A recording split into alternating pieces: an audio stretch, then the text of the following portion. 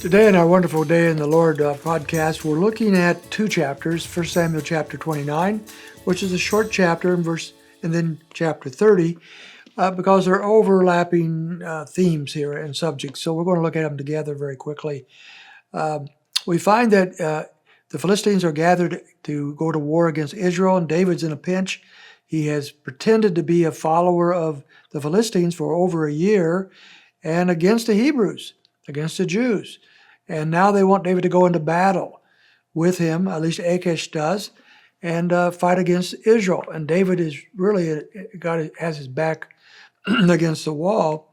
But the other kings of the Philistines are not in favor of this Jewish man, whom they know is a warrior, and they are not favorable of him going into battle with them. And so they in verse 3 says, "Is this not David?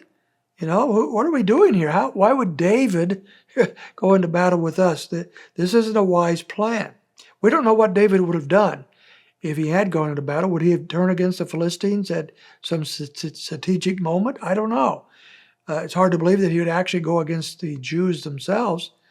But anyway, he does not go into battle. Verse 4, they do not let him go. Now, Achish is kind of upset.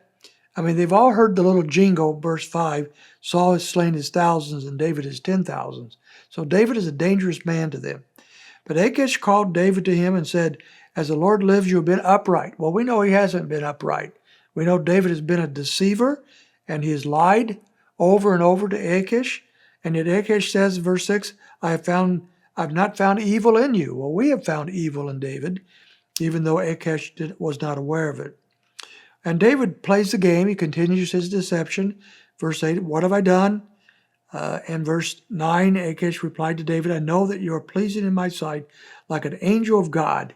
I mean, you're the best of the best as far as Achish is concerned. He does not know who he's dealing with. He doesn't know David. So David arose, he and his men, and they departed. It worked out well for him, except chapter 30, while he's gone, the Amalekites have raided his city, his town, Ziklag, in verses 1 and 2. And they've taken all the women and children and all the goods away. They've captured all these things. And it's kind of interesting. David has been raiding the Amalekites for over a year. He has killed everybody he's run into, taken all their stuff, and now they've returned the favor. And they come and they take all of his wives, his children, all their goods, of all the 600 men that David have. And they are greatly distressed in verse 6, so distressed that they're thinking about killing David, whom they believe have led them into this. But in verse 6, we have a good verse. David strengthened himself in the Lord. As I mentioned yesterday, we have not heard about David reaching out to the Lord for over a year and 4 months. Ever since he went to the Philistines and to Achish and has taken on this life of deception, we've heard no mention of the Lord. Maybe it took this shock in David's life for him to recognize that he has drifted, in my opinion, from his relationship with God. And so if that's the case, he is now shocked into that. And then in verse 10, David does reach out to the Lord. Should we go, verse 8 actually, he inquires of the Lord, should I go after the Amalekites? God affirms that he should. And so he and 400 of the men go after the Amalekites. 200 of them were exhausted and did not go, but they went after the Amalekites. They defeat them in battle, and when they do so, they're able to defeat the Amalekites and bring the things home. David has a great slaughter against them in verse 17 and recovers all that the Amalekites have taken, and he rescues his 2 wives.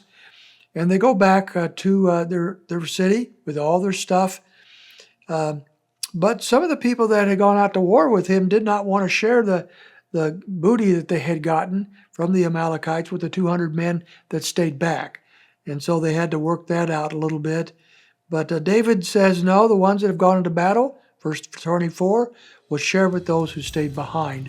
And that became apparently a theme going forward. So that's the accounts that lead us up almost to the end of this great chapter, of this great book of 1 Samuel. We'll finish off 1 Samuel tomorrow.